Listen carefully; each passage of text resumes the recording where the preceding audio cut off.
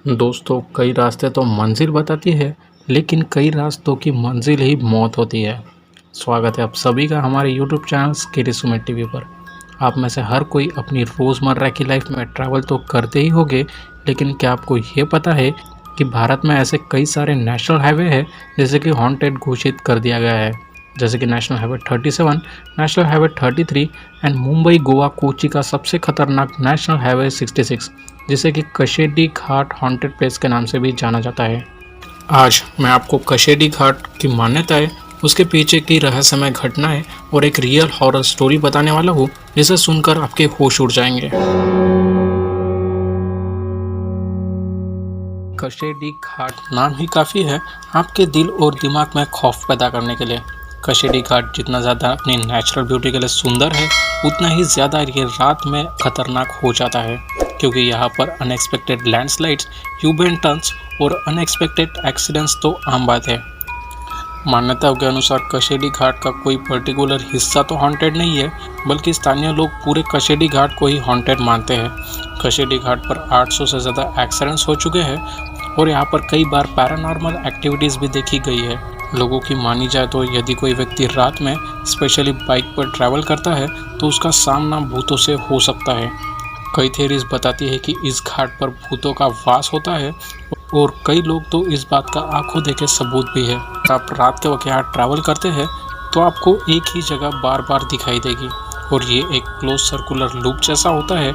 जहाँ से आपने ट्रैवल करना शुरू किया था, आप कई मील दूर चलने पर भी अंत में स्टार्टिंग पॉइंट पर ही आ जाते हो। ऐसा तब होता है जब आपका सामना भूतों से हो जाता है। स्थानीय भाषा में इसे छलावा और मराठी में इसे चकवा भी कहते हैं। इसी इंसिडेंट से रिलेटेड मैं आपको एक रियल हॉरर स्टोरी भी बताने वाला हूँ, जिसे कि मैं वीडियो में आगे कंटिन्यू करूँगा। एंशिएंट थ्योरीज ये भी कहते हैं कि इस जगह ट्रैवलिंग के दौरान रात में अगर आप अपने साथ कोई मांसाहारी खाने की चीज़ ले जाए तो चुड़ैल के द्वारा उस मांस को आपसे ले लिया जाता है और सामने चलकर एक्सीडेंट्स तो काफ़ी आम बात है। अब मैं आपको कशेडी घाट पर घटी एक सच्ची घटना पर आधारित रियल हॉरर स्टोरी बताने वाला हूँ, जो कि इंडियन टीवी सीरियल पर भी आ चुकी है। तो कहानी की शुरुआत में हमें राजेश और उसकी फैमिली को दिखाया जाता है, जहाँ उसकी फैमिली में राजेश की वाइफ, उसके पिता, बेटा सिद्धार्थ और बेटी अंजलि थी, जो कि उनके घर से दूर अंजलि के लिए लड़का देखने जा रहे थे। और अंजलि इस बात पर काफ़ी ज़्यादा अपसेट थी। वो लोग मुंबई पुणे हाईवे से ट्रैवल कर रहे थे और काफ़ी शाम होने के कारण वो लोग लॉन्ग कट की जगह एक शॉर्टकट अपनाते हैं, जिसे वहाँ की एक बूढ़ी औरत ने उन्हें रास्ता बताया था। और बस यही से इस परिवार की एक छोटी सी गलती की कीमत उन्हें इतनी भारी चुकानी होगी, उन्होंने अपने बुरे से बुरे सपने में भी नहीं सोचा था। खैर, राजेश की फैमिली जंगल की ओर जा रही थी और कुछ मील दूर चलने पे उनका सामना एक आदमी से होता है। वो आदमी उनका रास्ता रोकता है और गाड़ी को चेक कर रहा था। वो आदमी सबकी आंखों में बहुत बुरी तरह से देख रहा था। तभी अचानक से राजेश के पिता को आईने में उस आदमी की शक्ल काफ़ी डरावनी दिखती है, इसलिए राजेश के पिता उसे फ़ौरन यहाँ से चलने के लिए कहते हैं। राजेश फ़ौरन गाड़ी शुरू कर देता है और वो लोग यहाँ से निकल गए थे। जंगल में अंदर आने पर उनकी गाड़ी अचानक से बंद पड़ जाती है और राजेश काफ़ी कोशिश के बावजूद भी उस गाड़ी को ठीक नहीं कर पाता। तभी वहाँ पर एक दूसरा आदमी आ जाता है जो खुद को मैकेनिक बता रहा था। उस मैकेनिक ने राजेश की गाड़ी को ठीक किया था और वो राजेश से पैसे के बजाय लिफ्ट की डिमांड करता है। पहले तो राजेश ने उस आदमी को साफ इनकार कर दिया था, बट उस मैकेनिक ने उनकी हेल्प की थी, इसलिए राजेश के पिता उसे लिफ्ट देने के लिए कहते हैं। राजेश उसे लिफ्ट देता है। कुछ दूरी पर आने पे वो मैकेनिक राजेश के फैमिली को बताता है कि रास्ते पर छलावे कई बार देखे गए हैं और सूरज ढलने पे जंगल के अंदर आमतौर पे कोई भी नहीं आता। साथ ही में वो आदमी बताता है कि इस जंगल की शुरुआत में एक वार्निंग बोर्ड भी लगाया गया था, बट राजेश इस बात से बेखबर था कि किसी ने उस बोर्ड की डायरेक्शन को पलट दिया था। साथ ही में वो मैकेनिक बताता है कि जिस इंसान ने उनके पहले रास्ता रोका था, हो सकता है कि वो छलावा हो। तभी राजेश को कार के मिरर में सेम वही पहले वाला आदमी दिखता है जो कि उनका पीछा कर रहा था। राजेश गाड़ी काफ़ी तेज़ चलाने लगता है। मैकेनिक के कहने पे वो लोग एक ढाबे में रुक जाते हैं। कुछ समय बाद सिद्धार्थ को यहाँ पर अजीब मरे पड़े हुए लोग दिखाई देते हैं और वो मैकेनिक भी उन्हें छोड़कर कहीं चला गया था। राजेश की फैमिली अब जंगल के बीचों बीच में थी और उन्हें ना तो अपनी मंजिल मिल रही थी और वो लोग ना तो वापस जा सकते थे। इतने अजीब घटनाओं के कारण राजेश घर वापस लौटने का फैसला लेता है और वो अपनी फैमिली को लेकर यहाँ से निकल पड़ा था। वहाँ से कुछ किलोमीटर दूर आने पर उन्हें एक माइलस्टोन दिखाई पड़ता है जिस पर पुणे का साइन था। वो लोग काफ़ी खुश हो रहे थे कि वो सही रास्ते पर आ चुके हैं, पर एक्चुअल में ऐसा कुछ भी नहीं था। थोड़ी दूरी पर आने पे उन्हें फिर से वही माइलस्टोन दिखाई देता है जिस पर पुणे लिखा गया था, और ये सेम वही माइलस्टोन था जिसे उन्होंने पहले भी देखा था। ये सब देखकर राजेश बहुत ज़्यादा परेशान हो चुका था और उसकी फैमिली की आंखें फटी की फटी रह गई। वो लोग इस इंसिडेंट से काफ़ी बुरी तरह से डर चुके थे। तभी अंजलि कार से नीचे उतर के अपनी लिपस्टिक से उस माइलस्टोन पर मार्क करती है ताकि वो हो रहे घटना को ठीक तरीके से समझ पाए। राजेश गाड़ी फिर से शुरू करते हुए आगे बढ़ता है। राजेश कई घंटों तक ड्राइव करता है और वो लोग फिर से वही जगह पर आ चुके थे जहाँ से उन्होंने ट्रैवलिंग शुरू की थी।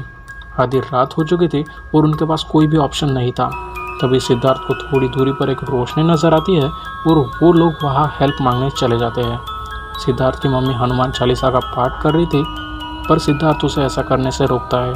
साथ ही में वो अपने मम्मी से कहता है कि ना तो भगवान यहाँ उनकी हेल्प करने आए और ना तो भगवान उनके लिए कुछ कर सकते हैं। तभी सिद्धार्थ की मम्मी को भी उस पर शक हो चुका था कि मानो उसे कुछ हो गया हो। तभी वहाँ उन्हें फिर से वही आदमी दिखाई देता है जिसने सबसे पहले उनकी गाड़ी रोकी थी। वो आदमी गन पॉइंट पर रखकर सबकी अच्छी तरह से जांच कर रहा था कि कोई छलावे से संक्रमित है या नहीं। तभी सिद्धार्थ अचानक से कहीं गायब हो चुका था और काफ़ी ढूंढने पर भी राजेश को सिद्धार्थ का पता नहीं चलता। वो आदमी राजेश और उसके फैमिली को अपने ऑफिस में ले जाता है और वहाँ जाने पर उन्हें ये पता चलता है कि जिस आदमी ने उनकी गाड़ी रोकी थी वो वहाँ का फॉरेस्ट पुलिस ऑफिसर है और वो यहाँ पर कई सालों से अपना काम कर रहा है। साथ ही में वो पुलिस ऑफिसर बताता है कि जिस मैकेनिक ने उनकी गाड़ी ठीक की थी उसकी मौत आज से तकरीबन 4 साल पहले ही हो गई थी और उसी छलावे ने उस मैकेनिक का रूप ले लिया था और साथ ही में उन्हें रास्ते से भी भटका दिया था। वो पुलिस ऑफिसर राजेश को बताता है कि सिद्धार्थ की चिंता न करे क्योंकि शायद छलावे ने सिद्धार्थ का रूप ले लिया है और ये भी हो सकता है कि सिद्धार्थ सुरक्षित हो और वो लोग सिद्धार्थ को ढूंढने के लिए आज की बजाय कल सुबह निकलेंगे। राजेश के पिता को सिद्धार्थ की आवाज़ सुनाई देती है और वो बिना कुछ सोचे समझे सिद्धार्थ को ढूंढने के लिए निकल पड़ते हैं। पुलिस ऑफिसर और परिवार के लोग उन्हें काफ़ी रोकने की कोशिश करते हैं पर वो किसी की भी बात नहीं मानते।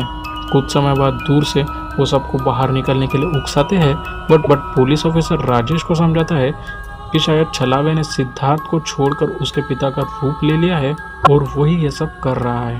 राजेश के पिता बाहर से बार बार आवाज़ें दे रहे थे पर पुलिस ऑफिसर उन्हें बाहर निकलने की परमिशन नहीं देता। बार बार मना करने के कारण एक लकड़ी को खुद की पेट में डालकर खुद की जान ले लेते हैं। सुबह होते ही सिद्धार्थ भी वापस आ चुका था और पुलिस ऑफिसर के देखने पर उन्होंने बताया कि सिद्धार्थ पूरी तरह से ठीक है। इस हादसे में सिद्धार्थ ने तो सेफली सर्वाइव कर लिया था बट राजेश के पिता को अपनी जान की कुर्बानी देनी पड़ी। आज की कहानी में केवल इतना ही। अगर आपको वीडियो ज़रा भी पसंद आई तो वीडियो को लाइक, शेयर और सब्सक्राइब करना ना भूलें। मैं मिलता हूँ आपसे रियल लाइफ हॉरर स्टोरी के अगले वीडियो में। Till then take care and drive safe.